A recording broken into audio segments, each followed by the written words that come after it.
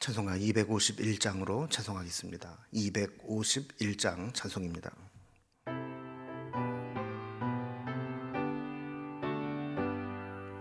놀랍다 주님의 큰 은혜, 우리의 죄를 속하시려 갈보리 십자가 위에서 어린 양 보혈을 흘렸네. 주의 은혜 우리의 죄를 다 씻었네. 주의 은혜 우리의 죄를 다 씻었네. 죄악은 성난 파도같이 우리 영혼을 위협하나 헤아릴 수 없는 주 은혜 십자가에서 보이셨네. 주의 은혜 우리의 죄를 다 씻었네. 주의 은혜 우리의 죄를 다 씻었네. 죄악에 물든 영혼들을 주께서 피로 씻으시네. 지금도 흐르는 그 피에 눈보다 더 희게 씻으라. 주의 은혜 우리의 죄를 다 씻었네. 주의 은혜 우리의 죄를 다 씻었네. 피할 수 없는 그 은혜를 믿는 자에게 거저주네. 형제여 주 앞에 나와서 더 지체 말고 곧 받으라. 주의 은혜 우리의 죄를 다 씻었네. 주의 은혜 우리의 죄를 다 씻었네. 아멘. 오늘 함께 나눌 하나님 말씀은 신약성경 요한복음 13장 1절에서 17절까지 말씀입니다. 요한복음 13장 1절에서 17절까지 신약성경 168면에 있습니다. 이 말씀을 제가 봉독하겠습니다. 유월절 전에 예수께서 자기가 세상을 떠나 아버지께로 돌아가실 때가 이른 줄 아시고 세상에 있는 자기 사람들을 사랑하시되 끝까지 사랑하시니라. 마귀가 벌써 시몬의 아들 가룟 유다의 마음에 예수를 팔려는 생각을 넣었더라. 저녁 먹는 중 예수는 아버지께서 모든 것을 자기 손에 맡기신 것과 또 자기가 하나님께로부터 오셨다가 하나님께로 돌아가실 것을 아시고 저녁 잡수시던 자리에서 일어나 겉옷을 벗고 수건을 가져다가 허리에 두르시고 이에 대야에 물을 떠서 제자들의 발을 씻으시고 그 두르신 수건으로 닦기를 시작하여 시몬 베드로에게 이르시니 베드로가 이르되 주여 주께서 내 발을 씻으시나이까? 예수께서 대답하여 이르시되 내가 하는 것을 네가 지금은 알지 못하나 이후에는 알리라. 베드로가 이르되 내 발을 절대로 씻지 못하시리이다. 예수께서 대답하시되 내가 너를 씻어주지 아니하면 네가 나와 상관이 없느니라. 시몬 베드로가 이르되 주여 내 발뿐 아니라 손과 머리도 씻어 주옵소서. 예수께서 이르시되 이미 목욕한 자는 발밖에 씻을 필요가 없느니라. 온 몸이 깨끗하니라. 너희가 깨끗하나 다는 아니니라 하시니 이는 자기를 팔자가 누구인지 아심이라. 그러므로 다는 깨끗하지 아니하다 하시니라. 그들의 발을 씻으신 후에 옷을 입으시고 다시 앉아 그들에게 이르시되 내가 너희에게 행한 것을 너희가 아느냐. 너희가 나를 선생이라 또는 주라 하니 너희 말이 옳도다. 내가 그러하다. 내가 주와 또는 선생이 되어 너희 발을 씻었으니 너희도 서로 발을 씻어주는 것이 옳으니라. 내가 너희에게 행한 것 같이 너희도 행하게 하려 하여 본을 보였노라. 내가 진실로 진실로 너희에게 이르노니 종이 주인보다 크지 못하고 보냄을 받은 자가 보낸 자보다 크지 못하나니 너희가 이것을 알고 행하면 복이 있으리라. 아멘. 오늘부터 시작되는 이 말씀은 우리가 흔히 이제 최후의 만찬이라 부르는 십자가를 지시기 전 마지막 유월절 식사가 시작되는 내용입니다. 13장에서 16장이 바로 이 마지막 만찬 자리에서 있었던 일입니다. 예수님은 이제 십자가를 앞두고 제자들과 식사를 하신 것뿐만 아니라 말씀을 가르치셨고 또 오늘 본문에 나오는 것처럼 세족식을 통해서 섬김의 본을 보여주시기도 하셨습니다. 마지막 이 유월절 만찬 장소가 마가의 다락방에 있었던 것으로 보이기 때문에 이 요한복음 13장에서 16장까지를 다락방 강화, 다락방에서 강론하신 말씀 이렇게 부르기도 합니다. 그러면 이 다락방 강화를 시작하면서 오늘 본문이 어떤 내용으로 되어 있는지 단락별로 좀 구분을 해보도록 하겠습니다. 먼저 1절에서 3절까지는 이제 본격적으로 예수님의 순환을 앞두고 제자들을 사랑하시되 끝까지 사랑하시는 예수님의 모습을 그리고 있습니다.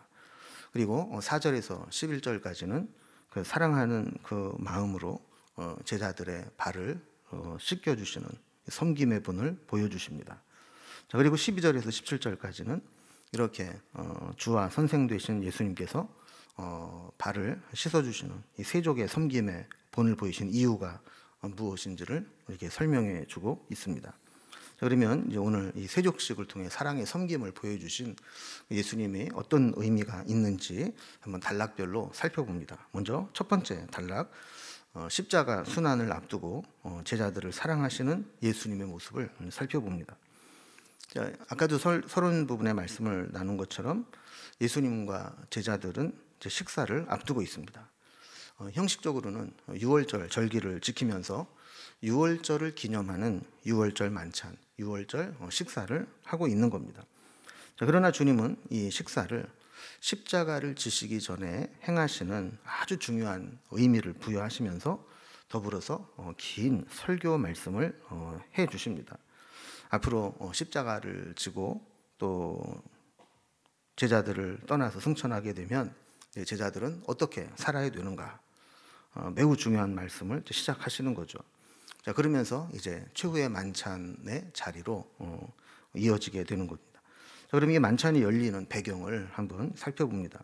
먼저 1절을 보면 유월절 전에 예수께서 자기가 세상을 떠나 아버지께로 돌아가실 때가 이른 줄을 아시고 세상에 있는 자기 사람들을 사랑하시되 끝까지 사랑하시니라 그랬습니다. 예수님은 늘 하나님의 때를 의식하면서 사역을 해 오셨죠. 때로는 하나님의 때가 아니면 사람들로부터 그 자리를 피해서 떠나기도 하셨고 또 하나님의 때가 되면 죽음이 기다리고 있는 것을 아시면서도 그 자리로 들어오시기도 하십니다. 이제 하나님의 때가 되어서 세상을 떠나 아버지께로 돌아가실 때가 이른 줄을 아셨다 그랬습니다. 그러니까 원래 예수님은 이 땅에 태어나신 것이 아니라 원래 계셨던 분이 육신의 몸을 입고 이 세상에 오신 것이죠. 그래서 하나님의 그 사역을 보내신 뜻을 온전히 이루시고 난 다음에는 이제 하나님께로 다시 돌아가시게 되었다라는 겁니다. 자, 이것을 생각할 때 주님께 가장 걸리는 게 있습니다. 그게 뭐냐면 이 아직 믿음으로 온전히 서지 못한 이 제자들을 남겨두고 홀로 하나님께로 올라가시는 것이었습니다. 늘 제자들에 대한 염려와 걱정이 남아 있는 것이죠. 그래서 1절 말씀의 핵심은 사랑입니다. 세상에 있는 자기 사람들을 사랑하시되 끝까지 사랑하시니라. 그래서 세상에서 사실 제일 어려운 것이 사랑하는 겁니다. 물론 나에게 잘 해주고 이쁜 짓만 골라서 하는 사람들을 사랑하는 거야 뭐가 어렵겠습니까? 우리가 의도하지 않아도 자연스럽게 마음이 가고 사랑하고 싶은 마음이 샘솟게 되죠. 그러나 옆에서 지켜볼 때 한심하고 미련하고 거기다가 배신을 하고 헛소리까지 하는 사람들까지 사랑해라 그러면 그건 정말 어려운 일입니다. 왜냐하면 마음이 움직이지 않고 감정이 생기지 않는데 억지로 사랑하는 마음을 가져야 된다는 것, 이것처럼 힘든 일이 없습니다. 사실 주님의 제자들은 주님이 보실 때 주님의 사랑을 받을 만한 자격 미달의 사람들이죠. 여전히 3년이나 예수님을 따라다녔는데도 예수님의 뜻을 온전히 이해하지 못하고 있습니다. 이제 저들이 예수님을 부인하고 배반하게 될 것도 예수님은 다 알고 계십니다. 그럼에도 불구하고 자격 없는 자들을 포기하지 않고 끝까지 사랑하는 것, 그것이 바로 은혜입니다. 우리가 은혜를 받았다는 것도 사실은 그런 거 아니겠습니까? 우리는 하나님께 사랑을 받을 만한 아무런 자격도 없고 오히려 버림받아 마땅한 자들임에도 불구하고 끝까지 사랑하시고 기회를 주셔서 하나님의 은혜를 깨닫고 믿음으로 고백하게 하시는 것, 이게 가장 큰 은혜입니다. 2절에 보면 마귀가 벌써 시몬의 아들 가룟 유다의 마음에 예수를 팔려는 생각을 넣었더라 라고 했습니다. 여러분, 예수님의 마지막 죽음을 앞둔 이 아주 장엄하고 그 경건한 이 시간에도 마귀는 열일을 다합니다. 가룟 유다의 마음에 예수님을 팔려는 생각을 집어넣었습니다. 가룟 유다가 그 생각을 거절하고 극복하고 믿음의 길을 선택하면 되는데 그만 가룟 유다는 마귀가 주는 마음을 먹어버리고 맙니다. 이제 곧 예수님을 파는 일을 실행할 것입니다. 주님은 이런 가룟 유다까지도 사랑하신다고 말씀을 합니다. 3절에 보면 저녁 먹는 중 예수는 아버지께서 모든 것을 자기 손에 맡기신 것과 또 자기가 하나님께로부터 오셨다가 하나님께로 돌아가실 것을 아시고 그랬습니다. 여기 중요한 게 아시고라는 말인데요. 아까 1절 말씀에서도 우리가 예수님께서는 아버지께로 돌아가실 때가 이른 줄을 아시고 그랬어요. 여기 3절에서도 아버지께로 돌아가실 것을 아시고 그랬습니다. 자, 여러분, 우리가 사실 모르면 사랑하기가 오히려 쉬울 때가 있습니다. 사람이 어떤 사람인지 모르고 또 지금 상황이 어떤지 모르고 그냥 형제님, 자매님 주의 사랑으로 사랑합니다 하는 것은 오히려 어렵지 않을 수 있어요. 그러나 그 사람이 어떤 사람인지 다 알고 나면, 그 사람 마음속에 어떤 생각들이 있는지를 다 알고 나면 그 사람을 사랑하는 것은 참 어려워집니다. 또 지금 내가 상황이 넉넉하고 여유 있고 좋을 때 그때는 사랑하기가 쉽습니다. 그러나 내가 지금 절박하고 힘들고 어려운 상황을 다 알면서도 사랑하는 것, 이것은 정말 어려운 일입니다. 3절에 보면 예수님은 아버지께서 모든 것을 자기 손에 맡기셨다, 이것을 아셨다 그랬어요. 그러니까 제자들, 심지어는 가룟 유다까지, 예수님을 팔 가룟 유다까지도 주님 손에 다 맡기신 것을 아셨다는 거예요. 그리고 이제 모든 시간이 다 끝나고 아버지께로부터 오셨다가 다시 아버지께로 돌아가실 것도 아셨다, 이렇게 말씀을 하는 겁니다. 자, 이렇게 예수님은 예수님의 십자가를 앞두고서 그 제자들을 끔찍히 아끼시고 사랑하시고 포기하지 않는 은혜를 우리에게 보여주셨습니다. 자, 두 번째 단락에서는 그 사랑의 실천으로 제자들의 발을 씻겨주시는 예수님의 모습이 나옵니다. 자, 제자들의 배신도 감당해야 되고 아버지 하나님께로 돌아가야 될 때도 되었다는 것을 아셨을 때 주님이 하신 일은 제자들의 발을 씻어주는 일이었습니다. 4절과 5절을 보면 저녁 잡수시던 자리에서 일어나 겉옷을 벗고 수건을 가져다가 허리에 두르시고 이에 대야에 물을 떠서 제자들의 발을 씻으시고 그 두르신 수건으로 닦기를 시작하여 그랬습니다. 그러면 지금은 뭐 세족식 그러면 그냥 단순히 섬김의 상징으로 이렇게 여겨지지만 당시에는 이 발을 씻는다라는 것은 신분이 낮은 자가 당연히 해야 되는 의무였습니다. 정결 예식 중에 하나였고요. 자, 그런데 예수님의 세족식은 좀 달랐습니다. 세상의 모든 권세와 능력을 가지신 분이 자격 없는 제자들의 발을 씻어주신 것입니다. 다시 말하면 원래 일반적인 상식으로 말하면 제자들이 예수님의 발을 씻겨드려야 맞는 상황이지만 예수님은 정반대로 예수님이 제자들의 발을 씻어주셨다라는 겁니다. 이것은 자발적 섬김을 의미하는 겁니다. 자, 누구부터 발을 씻어주셨는지 성경 본문을 통해서는 알 수가 없습니다. 그러나 닦기를 시작하여 베드로에게까지 이르렀다 하신 말씀을 보면 제자들 한 명 한 명을 차례대로 닦아주시다가 6절에 보면 시몬 베드로 차례가 된 것 같습니다.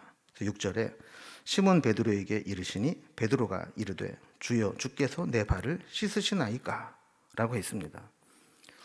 다른 제자들은 예수님께서 발 내밀어 이래서 발을 씻어 주셨을 때 사실 어색하고 황송하기는 했지만 거절하지 못하고 발을 내밀어서 예수님 발을 씻기도록 하셨던 것 같아요. 근데 베드로는 주께서 내 발을 씻으시나이까 이렇게 이야기를 합니다. 사실 이 말은 주님이 내 발을 씻는다는 게 가당키나 합니까? 안 됩니다. 이런 의미라는 것이죠. 이렇게 예수님이 내 발을 씻으시는 게 가당합니까? 라고 이야기를 했을 때 7절에 보면 예수께서 대답하여 이르시되 내가 하는 것을 네가 지금은 알지 못하나 이후에는 알리라 그랬습니다. 예수님도 이제 수긍을 하신 거죠. 그래, 지금 이 상황이 일반적인 상황은 아니지. 지금은 이해하기 힘들지. 그러나 이후에는 내가 왜 그렇게 했는지를 알게 될 날이 올 거야. 이런 말씀을 하시는 겁니다. 자, 그런데도 베드로는 예수님의 뜻을 이해하지 못하고 더 강력하게 저항합니다. 8절에 보면 베드로가 이르되 내 발을 절대로 씻지 못하시리이다 그랬습니다. 일단은 안 됩니다. 못합니다. 아무리 생각해도 이건 아닙니다. 그러면서 예수님께서 발을 씻겨주시는 것을 거절한 거죠. 자, 그러자 주님은 8절 뒷부분을 보면 내가 너를 씻어주지 아니하면 네가 나와 상관이 없느니라 라고 말씀을 합니다. 사실 베드로의 입장에서는 좀 이해하기가 힘든 말입니다. 이거 거절했다고 해서 예수님하고 나 사이가 아무것도 아닌 사이가 되나? 상관없는 사람이 되나? 이런 생각을 했을 겁니다. 베드로는 또 어깃장이라도 놓듯이 9절에 보면 시몬 베드로가 이르되 주여 내 발뿐 아니라 손과 머리도 씻어 주옵소서 그럽니다. 그러니까 주님이 저를 씻어 주셔야 만약에 주님과 상관이 있고 주님과의 관계가 유지되는 것이라면 발만 씻기지 말고 그럼 아예 손과 머리까지 온몸을 다 씻겨주세요. 이렇게 얘기를 하는 겁니다. 자, 그러자 이제 주님이 아주 유명한 말씀을 하시죠. 10절에 예수께서 이르시되 이미 목욕한 자는 발밖에 씻을 필요가 없느니라 온몸이 깨끗하니라.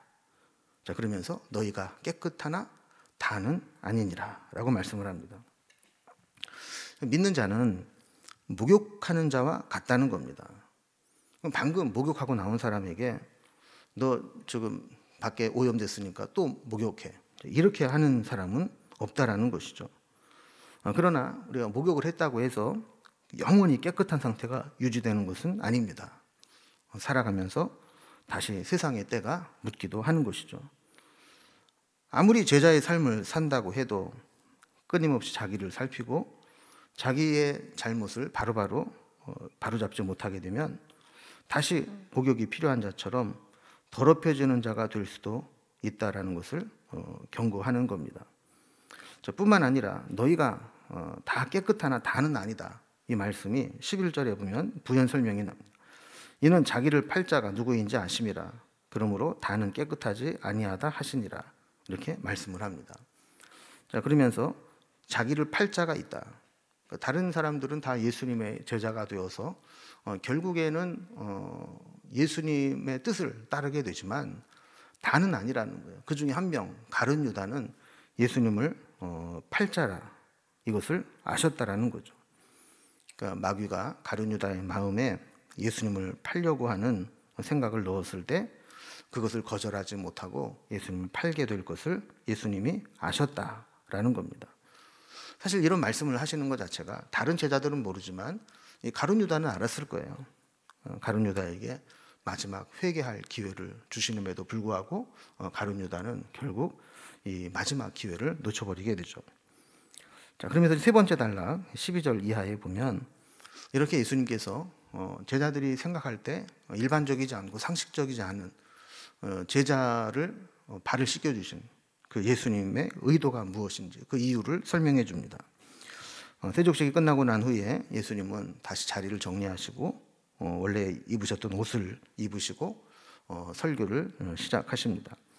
자, 12절에 보면 너희의 발을 씻으신 후에 그들의 발을 씻으신 후에 옷을 입으시고 다시 앉아 그들에게 이르시되 내가 너희에게 행한 것을 너희가 아느냐, 이렇게 말씀을 했습니다. 사실 모두가 좀 당황했을 겁니다. 자기네들이 예수님의 발을 씻겨드리는 것이 마땅한데 예수님이 친히 자신들의 발을 씻겨주니까 납득하기 힘든 상황이 된 것이죠.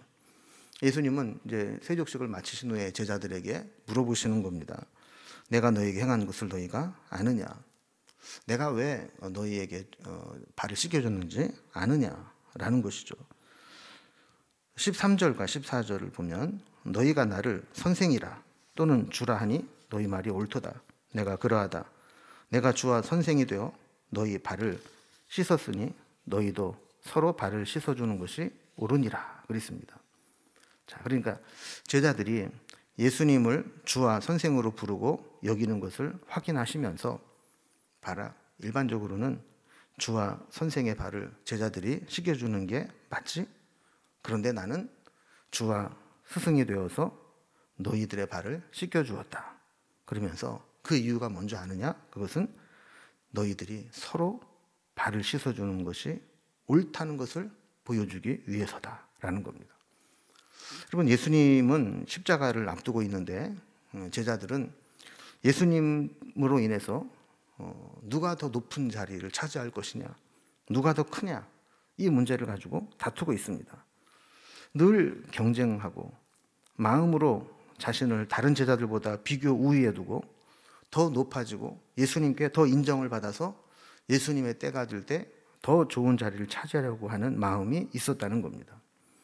주님은 이런 마음을 버려야 된다는 겁니다. 쓸데없는 경쟁심, 높아지려고 하는 교만함, 다른 사람을 주관하려고 하는 마음, 이런 것들을 버리지 않으면 하나님의 나라를 위해서 대업을 이루기는커녕 스스로 자멸해버리고 그 공동체는 무너지게 된다는 것을 말씀하는 것이죠. 그래서 주님은 시청과 교육을 넘어서 몸으로 실천하는 본을 보이면서 교육을 하시는 겁니다. 15절에 내가 너희에게 행한 것 같이 너희도 행하게 하려 하여 본을 보였노라 그랬습니다. 스승과 주가 되신 예수님께서 제자들의 발을 씻어주신 것은 쇼를 한 것도 아니고 제자들을 당황스럽게 하려고 한 것도 아니라는 겁니다.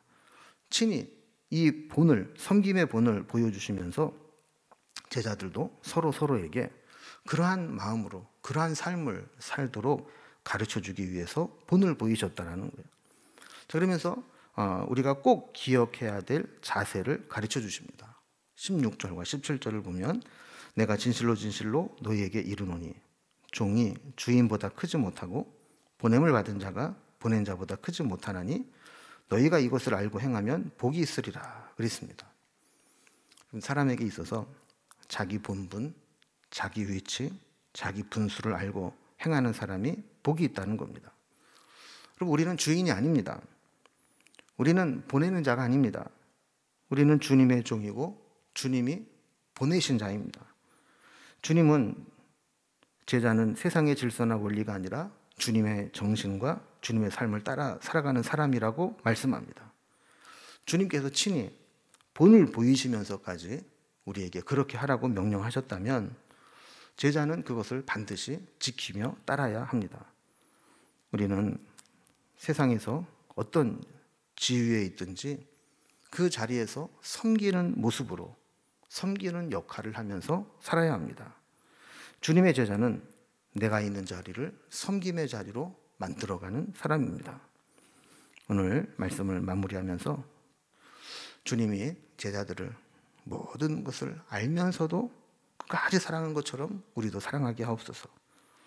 또 주님의 본심을 깨달아 알게 하옵소서. 세상 욕심에 넘어지지 않게 하소서. 그리고 주님이 친히 보이신 섬김의 삶을 실천하며 살게 하소서.